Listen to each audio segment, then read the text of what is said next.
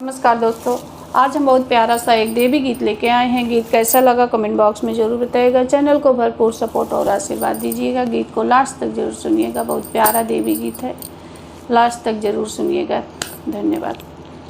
बड़े भोरे देखली सपनवा जुड़ायल मनवा, बड़े भोरे देखली सपनवा जुड़ायल मनवा, अंगनाली पहले देखली आसन लगावल देखली, अंगनाली पहले देखली आसन लगावल देखली, आसन लगावल देखली, कलसा सजावल देखली, कलसा पे जलत दियनवा जुड़ायल मनवा, कलसा पे जलत दियनवा जुड़ायल मनवा,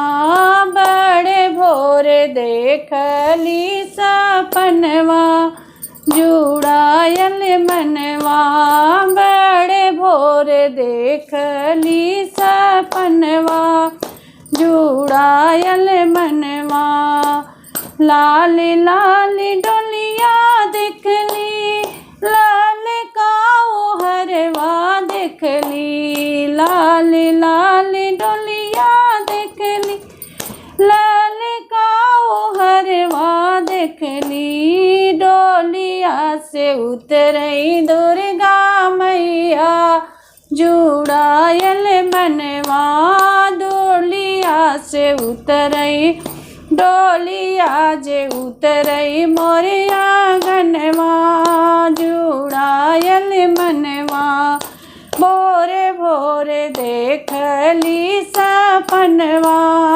जुड़ायल मनवा, बड़े भोरे देखली सपनवा जुड़ायल मनवा, सोनवन की थाली देखली, पूड़ी हलवा बतासा देखली, सोनवा की थाली देखली, पूड़ी और बतासा देखली, पूड़िया के ऊपर लवंगिया जुड़ायल मनवा, हलवा पूड़ी के ऊपर लवंगिया जुड़ायल मनवा, बड़े भोरे देखली सपनवा जुड़ायल मनवा, सासू जेठानी देखली,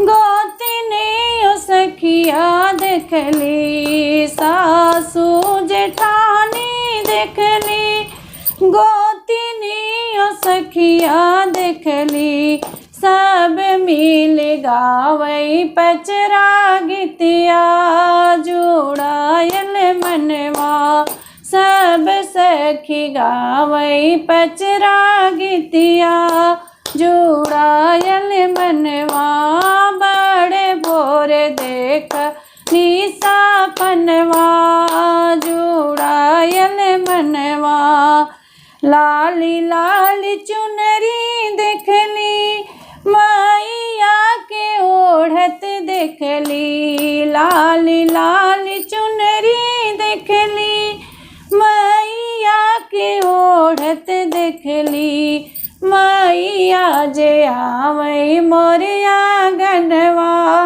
जुड़ायल मनवा, मैया जे आई मोरिया गनवा जुड़ायल मनवा, बड़े भोरे देखली सपनवा जुड़ायल मनवा, बड़े भोरे देखली सपनवा जुड़ायल मनवा।